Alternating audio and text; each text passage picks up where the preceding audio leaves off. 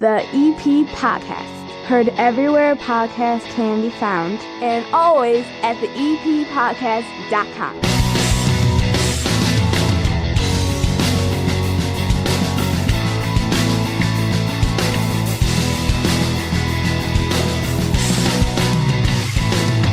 On this episode of the EP Podcast, we're stopping by a brand new spot in Evergreen Park that I think is going to be huge. Bead Bar Chicago, located on 95th near Homan. It is a bar, a lounge in which you can craft your own jewelry. This place is going to be big. We're going to check it out. And in moments, I have the head coaches of both the Evergreen Park boys basketball team and girls basketball team from EPCHS sitting down here at the 9-foot homemade oak bar. Remember, this show is an audio show. For now, I might change that coming up. But there's video of all these interviews up on our YouTube channel, and you get the clips on social media. So make sure you're following us on YouTube. Make sure you're following the Instagram account, the Facebook account, the Twitter account, the EP Podcast, or the EP Pod, depending on which account you're looking for. And on YouTube, make sure you see that green emblem that signifies Evergreen Park with the square and the E and the P in the middle, because YouTube is the Wild West and there's like 15 EP podcasts on there. We're the only real one. The real ones when you're banking here in Evergreen Park are the First National Bank of Evergreen Park, our sponsors. They love this community as much as you do, and they give you a total access checking account with free ATMs nationwide. How that works is any ATM you use, whatever the fee is, no matter how high it is, the First National Bank of Evergreen Park takes the money and puts it back in for you, making it free. There's also a $300 bonus with qualifying activities when you open up the account. They got mobile banking tools, award-winning customer service, and no overdraft fees. Stop in and see them today. They want to see you. They want to meet you. It is an old school bank doing new school things right at the corner of 95th and Pulaski. The First National Bank of Evergreen Park, member FDIC. All right, sitting down here at the 9-foot homemade oak bar, I've got a return guest who's got to at least be part of the Five Timers Club at this point. And Jim Sexton, your head coach of the Evergreen Park Community High School men's basketball team, and a first-timer in George Shimko, who is the coach of the girls basketball team. How are you, George? Welcome to the show. I'm fine, thank you. Thank you for the invitation. Yeah, he walked down here, Jimmy. He was like, woo. Look at this place here, right? You didn't prepare him for the 9-foot homemade oak bar? It's a very nice studio. Yeah. All right, so it's awesome to have you both down here because, you know, admittedly so, George. I mean, I think it happens at every level.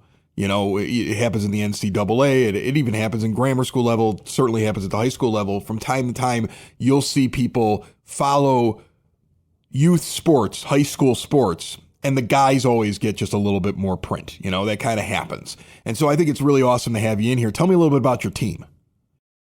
We're battling right now. We're trying to create a new environment for the girls. They're playing really well. We're 9-8 right now. We had a nice win the other night over Crystal Ray, but our big win was in the Perspective tournament against Westinghouse. Okay. We got ourselves down about 18 in the middle of the third quarter, cut it to 10 by the end of the fourth, and then battled back and wound up winning 64-62. Yeah. So Tatum Harris had an outstanding game. She had 30 points, 6 threes.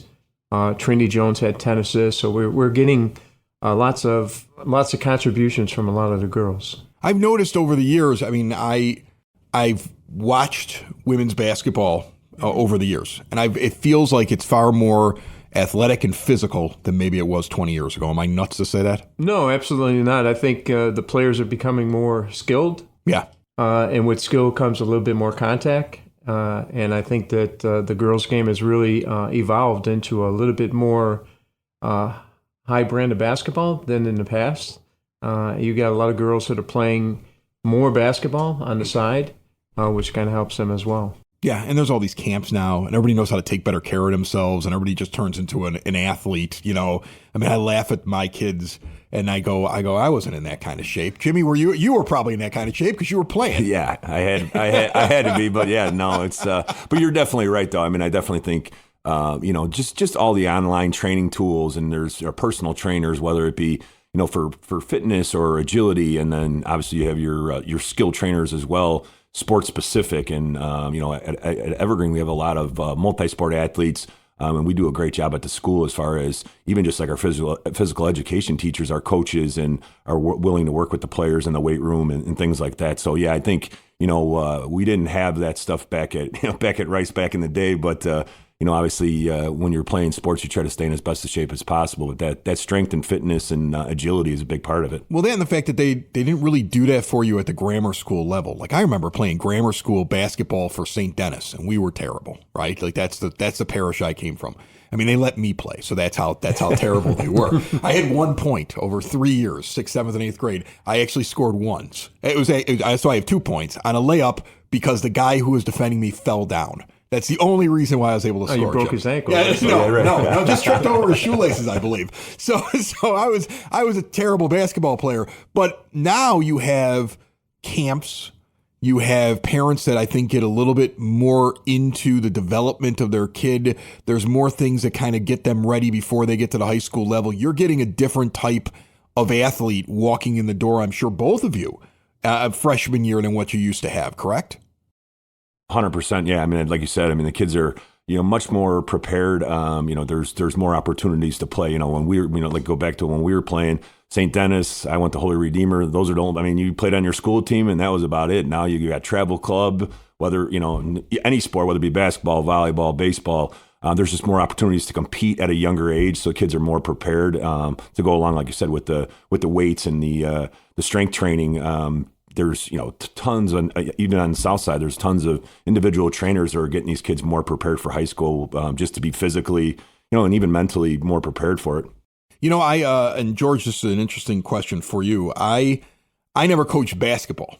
Okay. But I have 3 kids, and throughout the years I've coached Little League and girls softball. And I've been a manager of teams throughout their levels as they got older and even into 12, 13 years old. So when they're actually good at it and they're not just letting the ball go between their legs and they don't know exactly where to go. But I've seen that. And what I noticed the difference between boys baseball and girls softball is the girls were more fundamentally sound. We always hear that girls and boys mature differently. Like the guys may have different physical gifts, but the girls fundamentally seem to stick to the basics. Is that something that also translates in basketball or no? It does a little bit, but I also think just to build on what Jim was saying as well, I think the environment changed a lot. Yeah. I think when we were growing up, you spent a lot of time watching the older kids play, and you kind of watched them play and did things. And now the environment has changed where kids don't go to the parks as much anymore. No, nobody goes. Nobody has a pickup game anymore. That doesn't. I look at my kids. I'm like, get out of my house and go find someone to play with. And when my little guy tries to find his friends, half of them are never around because they're in a camp or they're in a club or they're in a league. And that's something that's lost now, because I used to grab my glove or grab my basketball or grab whatever and walk up and find a group and play, and that doesn't happen. Yeah, they're looking for more supervised situations. Yeah. So a lot of times when we used to go to the park, you never had to worry about the environment at the park. Now, parents, the way things are today, you kind of have to worry about that. So they try to find these areas, whether it's a club or whether it's a camp or something like that, that's supervised, so that they know they're going to be under the guidance of someone for a certain period of time. And the fun part about that is it allows them to become more skilled because they're getting training during that time, as opposed to just running around, shooting and learning from like the older guys that you're with. But when it comes to the fundamental side, I really think the difference between the girls and the boys is that the boys are adventurers. So with the girls, you tell them go from A to B, they'll go from A to B. You tell the boy to go to A to B. If they see C someplace around the way, they're going. Right. Okay. So I give the example sometimes when you're shooting around, there'll be I put a cage sometime or a box or a chair or something right by the basket. If a boy is coming to shoot, they'll take that chair and move it right out of the way. All right? If the girls are shooting, that chair is going to stay there. They're not moving it because nobody told them to move it. So they'll be shooting. And I say, well, why didn't you move that chair? And they're like, well, someone put it there, so I got to leave it there. And if it was a boy, they'd just get it and move it out of the way. They would just get rid of the chair. So, or they'd launch off it because they wanted the dunk. Yeah, but now you see, now you're starting to see more and more, female athletes actually, just becoming a little bit more skilled and spending more time.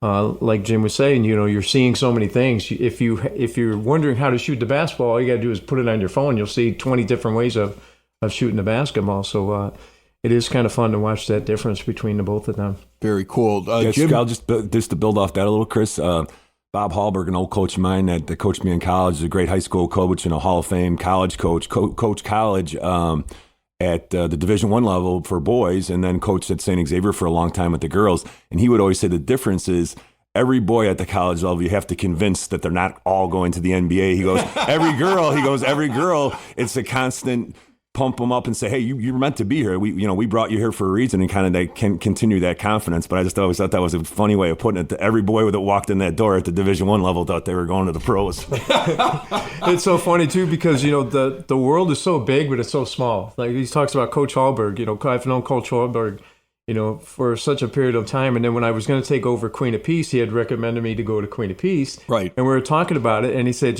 coaching girls is a little bit different. He goes, here's the first thing you need to do. He goes, I go, what's that, Coach? He goes, make sure you get a box of Kleenex and keep it in your office. And I'm like, why is that? He says, for you or for them? For both. Because when he became the first, the women's coach at St. Xavier, he said he can't believe how many were coming in and just, why aren't they playing? Why aren't they doing this and that? Yeah. He goes, I had nothing to give them. So that's one of the things he taught me. But I've been lucky to have a lot of very good people that's helped me in the journey. When we talk about Tom O'Malley a little bit earlier, his dad, first time I met him, he was a basketball specialist at Cornell Park.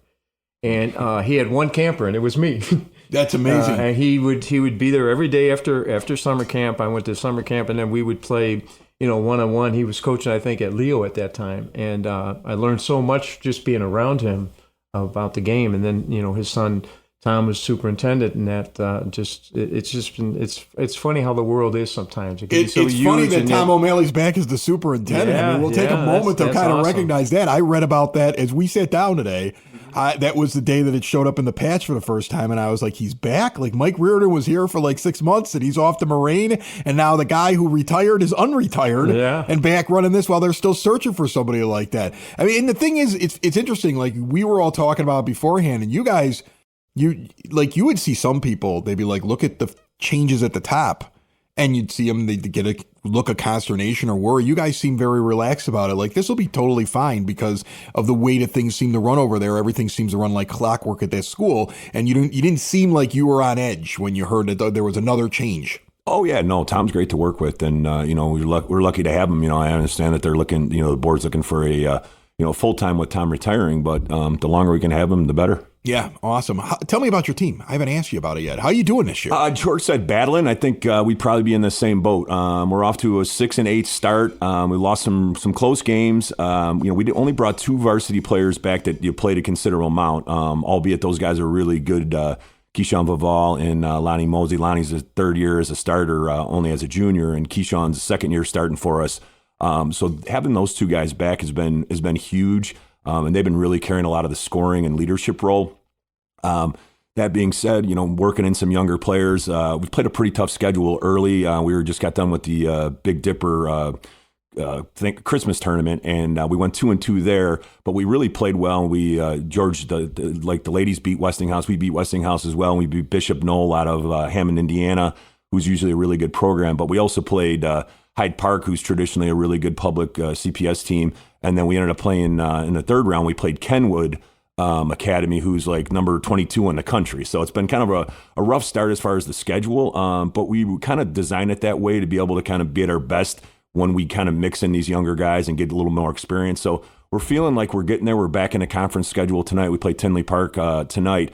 So hoping that the best is yet to come. And really, the way, like I said, the schedule is set up is to be kind of firing on all full cylinders by the end of the year and hopefully playoff time. So we're getting there. You were mentioning, I overheard you talking with George about the idea that it sounds like your benches are pretty short this year. Like your guys are probably playing a lot of minutes. Is it all about conditioning this year with you? 100%. I mean, we're always about conditioning. I mean, the way we practice and the way we play is kind of full, 100% up and down. Like, one of the things is we're probably one of the fastest teams in the state. We don't have a lot of size, but we have a lot of speed getting up and down the floor, and our guys are in great condition. So we can play 5-6 guys and still get away with it. We get worn down a little bit here and there. Like I said, the Thanksgiving tournament, we played 4 games in 4 days. So by that Sunday, the 4th day, it was a little tough. But yeah, no, our guys are definitely equipped for that. Yeah, we've just kind of just like everywhere else. We've had some illnesses and some things going on where guys haven't been able to get to practice or even miss games because of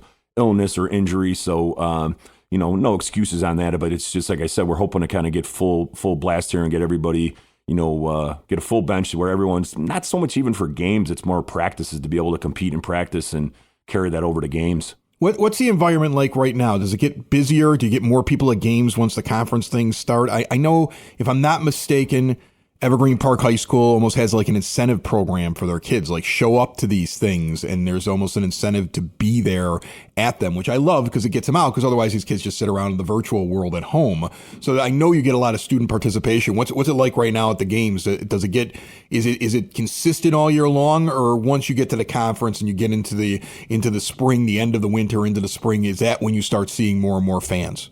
George, what do you think? Right now, our fan base has been pretty decent. Yeah. We've been pretty excited about it. Just talking about the teams a little bit, I've been really blessed that we have 3 seniors, Trinity Jones, Keziah Lewis, and Brianna Uwaje, who have done a really nice job of buying in. When kids come in, when a new coach comes in and the kids have had 3 years of being around somebody else, they've been really good about buying into what we wanted to be able to get done. And, I think the attendance has been pretty good for us. I think on the girls' side, it's always a little bit of a struggle to get more people to come to see the girls' games, but it's been really nice. I've gone to a few of Jimmy's games. We've had the girls come to some of their games as well, and he has a pretty decent crowd. So but I also think it's about success. If you're competing and you're building and you're doing some good things, you're going to draw more and more people to come. You get more of of the non-high school kids showing up. You get the adults that'll kind of show up and be like, okay, what's this team all about? At Evergreen, we've been really fortunate that we've had a lot of kids come and watch the game, so which is good for us. So, and it's also good for the girls, to have someone other than the coach or the parents saying, hey, that's really good, So it's been really good so far. So I'm very enjoying it. That's very cool. Are you still doing the thing over at the athletic complex? I am not. I'm no longer there. You're done. Yes. You're out of there. Yeah. Okay. I had an opportunity come up with a really good friend of mine to partner up on a business venture, payroll human resources company out of Oak Brook. So we started an office up there. Okay. Yeah. So, but they still have it over there. They still have it. It's still there. It's still rocking and rolling. It's still running and stuff, right? Yep. Yeah. Okay. So seamless transition away from you running it to somebody else. Yeah, Sarah's still over there, and they're still rocking and rolling. So it's still all the great things going on over there. All right. Well, guys, thanks so much for coming in, Jim. I'd be crazy not to ask you here on the EP podcast how your dad's doing, former mayor of Evergreen Park, Jim Sexton. Everything going well? He's doing great, yeah. And like we were talking, kind of pre-show here. George had talked to him a couple days ago at our game when we played Naperville North on Saturday. So he still gets out to a lot of games. Still spends as much time as he can in Evergreen Park, and he's still getting out there and seeing our games and seeing the grandkids' games. And now Nolan's in college, trying to find when he can get an opportunity to see him play as well. So that's awesome. Very cool. Oh, definitely. Tell him I said, look, I want to get him down here one day just for like story time. Story time with James Sexton. I'll tell him. Like get him like a couple years removed from the office and see what comes out. Like when you bring him in, I want to sit over there on the couch and listen. So thank you so much, guys. Thanks, no problem. Chris. Thank you as well. Thanks, buddy. Building relationships, supporting the community, and service. These are the things that Country Financial stands for. They're more than just an office you may pass by as you drive through Evergreen Park. They're neighbors who lend a helping hand and support the fabric of your community, including charitable organizations, sports, financial education, and civic organizations. And since Country is already your neighbor, they want to get together and chat. Call your local Country Financial representative, Mike Thauer, today at 708-425-1559 to talk about the things that are important to you and how he can help you protect them.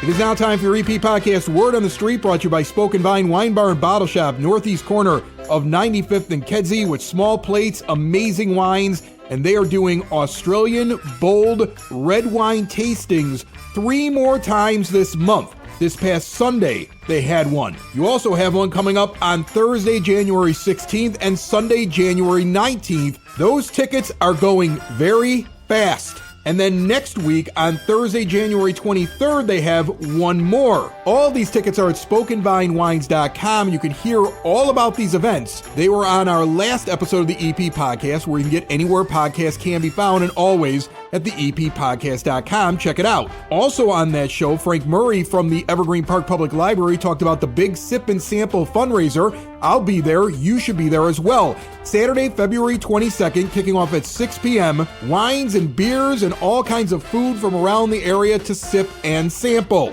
Tickets are limited, $40 a person. Get to evergreenparklibrary.org now before they run out. And remember, you can recycle your Christmas trees all the way through the end of the month. Put your live tree, not your fake one, your live tree, which is probably dead by now, out at the curb, and Flood Brothers will pick it up. Plus, don't forget the Senior Council luncheon coming up this week on January 16th. Kicks off at 11 a.m., and Mayor Kelly Burke will be giving her annual State of the Village address. There's lunch, there's entertainment, $10 a ticket. Anybody can go. For more information, 708-229-3373. That is your word on the street. Let's go check out a new business on the street, 95th Street to be exact. We're headed to the Bead Bar.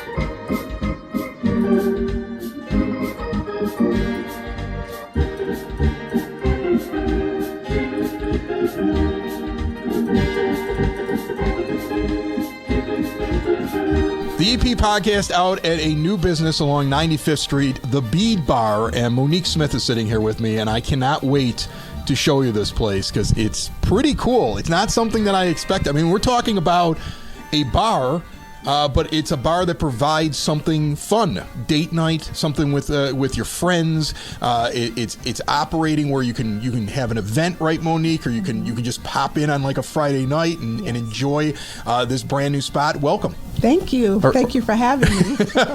So look, first off, I want to tell everybody where this is. They're across from the Binnies. They're next to the Ace Hardware. They're right on 95th by 95th and Homan. This is a great location. Yes, okay. I love First it. off, yeah, this is a really nice location. Secondly, the place is really pretty. Like how long it take to kind of set this up? I'd say we took about 3 months. Yeah. Mm-hmm. Yeah. I mean, like, first of all, I was like, great job building a bar. Thank you. Building a bar is hard. Like, I built the one in my studio, and that took a long time to build. Was that the most challenging thing? Because you can get tables, you can get chairs, but the bar is hard. No. Believe it or not, all these shelves around here, my husband and I put each one together individually. Yeah. And they didn't come like some pieces are put together. They were all poles and shelves. Oh, really? Yes. Oh, these look complicated. This would drive me nuts. Yes. Oh, gosh. So I think this is the kind of thing that would have me yelling in the middle of the night before Christmas Day trying to put a toy together. That's what they look like. Holy cow. Yes, Oh. yes. So that was the most extensive thing, is putting all these shelves together and figuring out where to place the different pieces. Yeah. So after we figured that out, everything was pretty easy. So the idea behind this, take me through it. It's come here, be creative. You're designing things with the beads. I see different examples. You have bracelets and necklaces, and these are all things that you can create in here.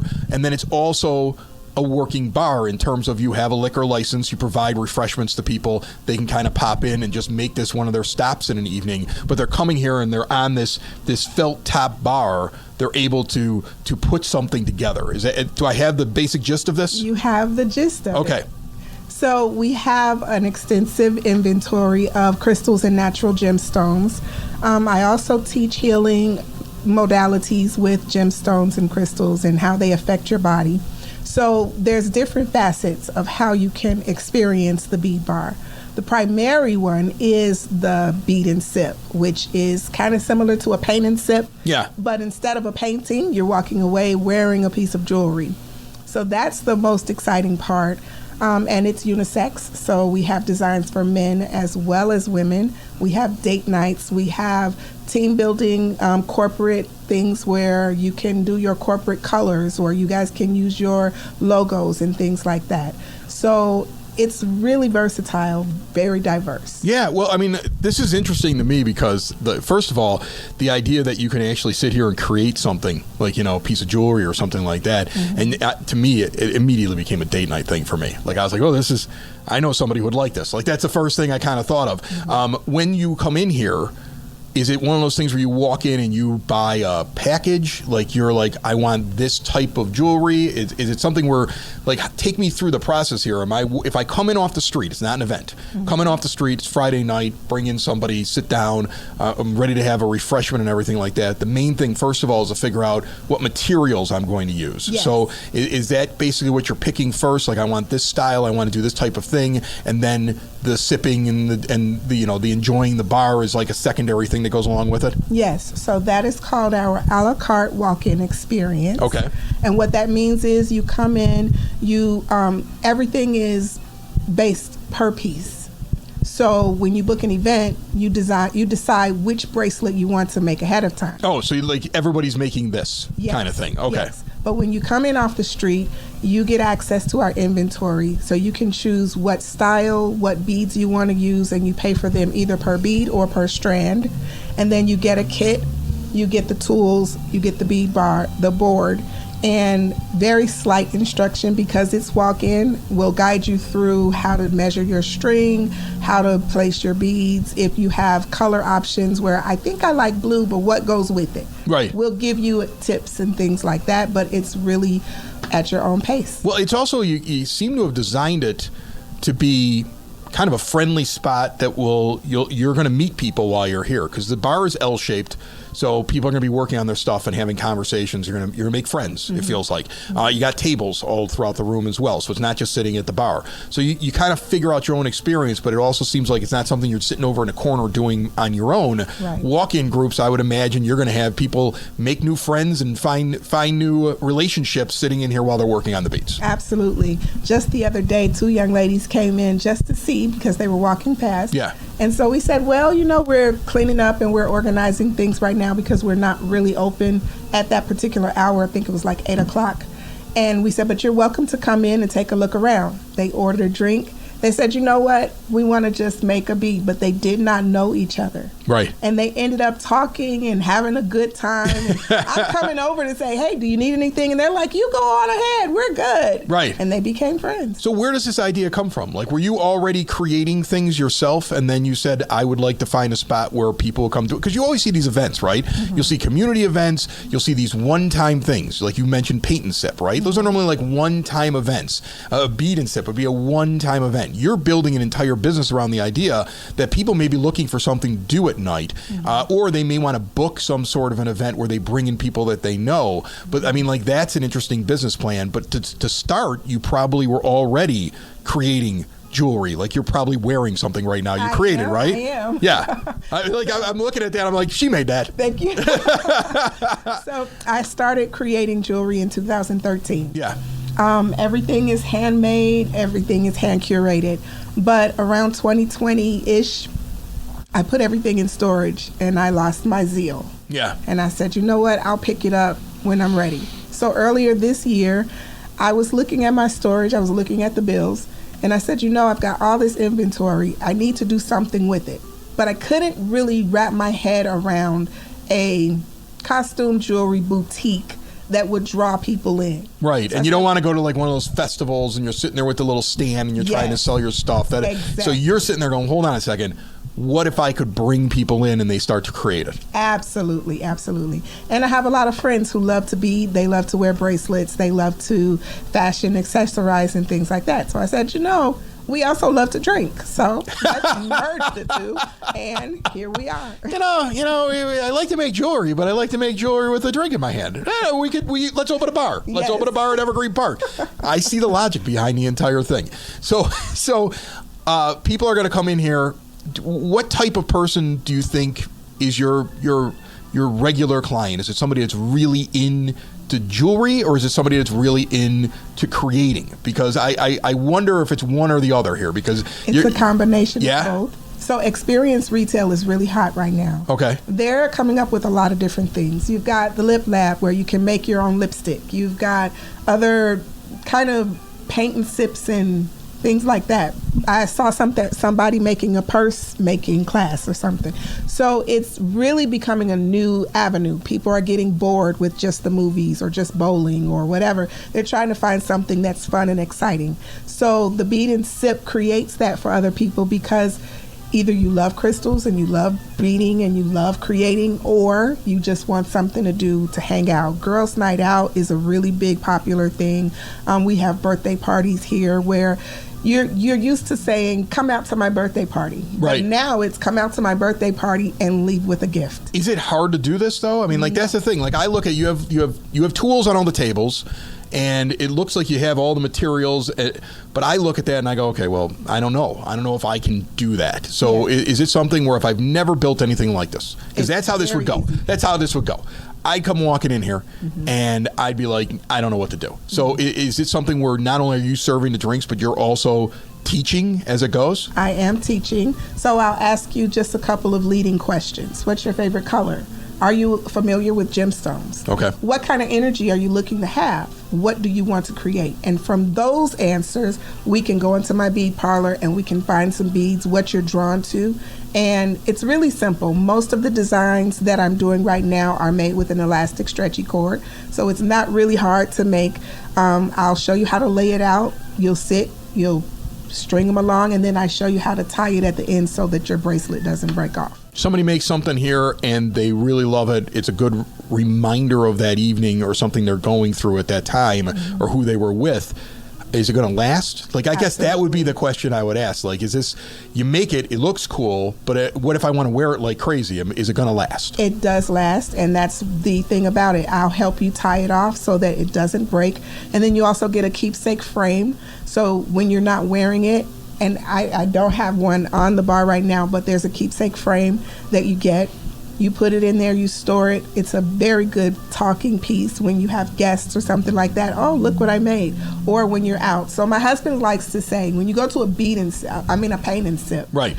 You have a good time, you paint, you take it home, and you throw it in the corner somewhere. Right. And nobody really sees it. But when you have a bead and sip, you're wearing the bracelet. So you're at the grocery store, or you're running errands, or you're at an event, and somebody goes, that's a really cool piece. And you go, I made this. So that kind of inspires other people to say, you made that, how? And it's not as hard as it looks. Now, the more intricate designs, I do customize. Okay. So you're not going to make everything you see. Oh, so like if I see something that's really, I'm like, oh, I want to make this really fancy thing. You're gonna be like, yeah, good luck with that one. That's what you're telling me? Well, you're like, no. This takes years of practice. Hot shot. All right, why don't you just go back to your drink and stop thinking that you know what you're doing? Is that I what can show you how. Okay, you would show me how to do it. Okay, yes. All right. Well, it's very cool. Like if I came here, and do you have the exact address here on 95th? Yes, it's 3408 West 95th Street. And you have a website as well, do. right? Mm-hmm. What is that? It's beadbarchicago.com. Right. So even though they're here in Evergreen, Bead Bar Chicago, it makes sense. A lot of people do that. Okay, but they're right across the street from the Dollar. Is that a Dollar Tree? Dollar Tree, and the Binny's. I can see Binny's truck right across the street here. I'm right next to the Ace Hardware on 95th Street, next to Homan. So they're very easy to find. But when are you open? Like I'm sure you go to the website to book the event, right? Yes. Or they can get a number off the website and they can give you a call. Yes. So they go to beadbarchicago.com and they're able to do that. But if somebody wanted to come in, you mentioned that you're open in the evenings. Like what days and what hours are we talking? So Tuesday through Thursday, Okay. I'm open from 2 o'clock in the afternoon until 9 o'clock p.m. Okay, so I can come in here and start drinking at 2 in the afternoon on a Tuesday you can. and making beads. If that's what you want to do. If you got a lunch So I'm break spending or my something like Tuesdays beads and tequila. That's a great combination. Do you think a different drink creates a different kind of bead? Yes. Like, you think that somebody comes in here if they're having something crazy, they get a little loopy, and then they make something really nuts? Yes, so I actually have a gemstone cocktail menu. So I took 6 different gemstones and I created some cocktails that go along with them. The color, the energy, the theme. So I've got a sapphire sour, I've got an emerald mojito, I've got a tiger's eye chocolate martini that is to die for, and I've got a smoky quartz old fashioned. So I kind of you got an old fashioned. Oh, that's nice. It's you got an old fashioned. Like you said, you have a bartender here that knows what they're doing. So that's also a good thing to have. Okay, so the other days, because you gave me Tuesday through Thursday. What about the weekends? So Friday and Saturday, it's from 2 to 10. Okay. And then Sundays, it's open to events or special upcoming things that we've just put on the calendar. All right. So Friday, Saturday nights, think like you can come in the afternoon or something like that. If it's date night, don't be a late night date night. Okay. Start here. Yes. Okay. That's what you want to go and do.